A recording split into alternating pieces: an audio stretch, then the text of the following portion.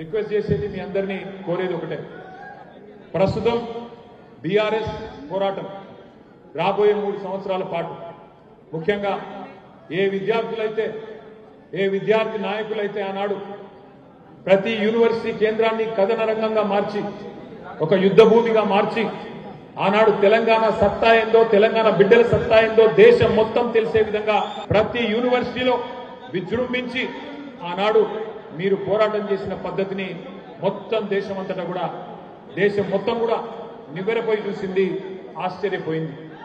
ఈనాటి యువతలో ఇంత పోరాట పట్టుకున్నదా, తమ మాతృభూమి కోసం ఇంత త్యాగం చేసే ఒక గొప్ప లక్షణం ఇంకా ఈరోజు యువతలో ఉంది అని మొత్తం దేశం గుర్తించే విధంగా ఆనాడు తెలంగాణ బిడ్డలు, మన తెలంగాణ విద్యార్థులు ఎక్కడి వాళ్ళక్కడ విజృంభించిన విషయాన్ని నేను గుర్తు చేస్తా ఉన్నా. కానీ ఈరోజు పరిస్థితి భిన్నం. ఆ రోజు తెలంగాణ కావాలి, తెలంగాణ వస్తేనే మన సమస్యలు పరిష్కారం అయితే అని చెప్పి మనం అందరం కూడా, ఇటు విద్యార్థులు అదేవిధంగా అటు వయోవృద్ధులు అందరూ కూడా ఒకటే తాటి మీదకి వచ్చి ఆనాడు సబ్బండ వర్ణాలు సకల జనులు కథం దొక్కిన విషయం కేసీఆర్ గారి నాయకత్వంలో మీ అందరికీ తెలుసు. కానీ ఈరోజు పరిస్థితి భిన్నం.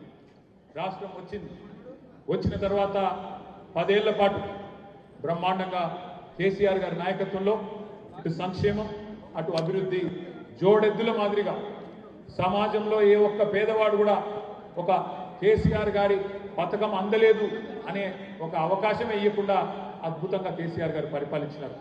పెద్దలు చెప్తా ఉంటారు, మన దగ్గర తెలంగాణలో హనుమంతుని గుడి ఉండని ఊరు ఉండదంటారు.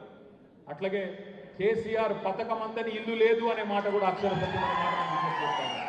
ఆ రకంగా 200 రూపాయల పెన్షన్ 2000 చేయడం అయితేనేమి, ఆడపిల్ల పెళ్లికి 1,116,000 ఇచ్చి ఆడకూతురు పెళ్లికి అప్పుల పాలు కాకుండా 15 లక్షల మంది ఆడకూతుర్ల పెళ్లిళ్ళు చేయడం అయితేనేమి, అట్లాగే మాతా శిశు మరణాలు తగ్గియాలి, ఇన్స్టిట్యూషనల్ డెలివరీలు పెంచాలన్న ఉద్దేశంతో కేసీఆర్ కిట్ లాంటి మానవీయమైన పథకం పెట్టి మగ పిల్లోడు పుడితే 12,000 రూపాయలు ఇచ్చి, ఆడబిడ్డ పుడితే 13,000 రూపాయలు ఇచ్చి 14 లక్షల మంది ఆడకూతుర్లకు కేసీఆర్ కిట్లు అందిస్తేనేమి, ఈ రకంగా ఎన్నో రంగాలలో సంక్షేమంలో ఒక స్వర్ణయుగాన్ని తలపించే విధంగా కేసీఆర్ గారి పాలన సాగింది.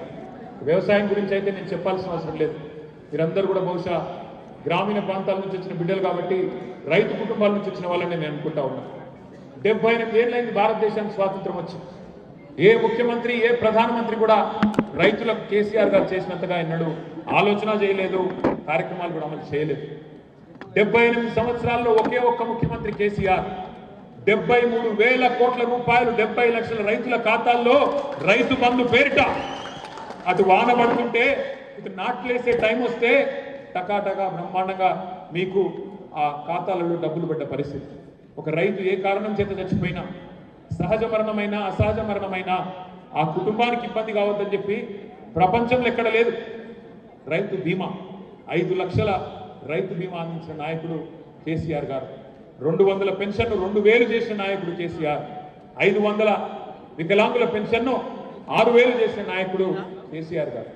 ఇప్పుడున్న పరిస్థితి సరే, 10 ఏళ్ళు మనం అద్భుతంగా నడిపినాం. భారతదేశంలోనే తెలంగాణను ఒక అగ్రగామి రాష్ట్రంగా నిలబెట్టినాం.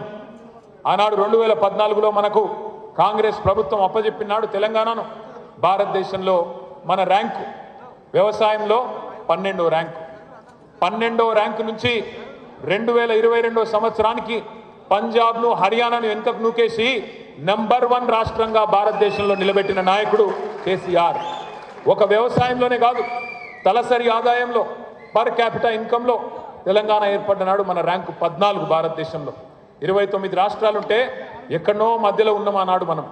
కానీ 2022 సంవత్సరం కల్లా భారతదేశంలోనే తలసరి ఆదాయంలో అగ్రభాగాన్ని నిలబెట్టి 1,12,000 రూపాయల తలసరి ఆదాయంతో కాంగ్రెస్ వాళ్ళు మనకు అప్పజెప్పిపోతే 3,57,000 రూపాయలకు దాన్ని తీసుకొని పోయిన నాయకుడు కేసీఆర్ గారు అనే మాట నేను మీకు గుర్తు చేస్తా ఉన్నా. 5 మెడికల్ కాలేజీలు ఉండేది తెలంగాణలో, దాన్ని 33 మెడికల్ కాలేజీలుగా మరి ఒక తెల్ల కోట్ల విప్లవానికి మరి నాంది పలికింది మన నాయకుడు కేసీఆర్ గారు.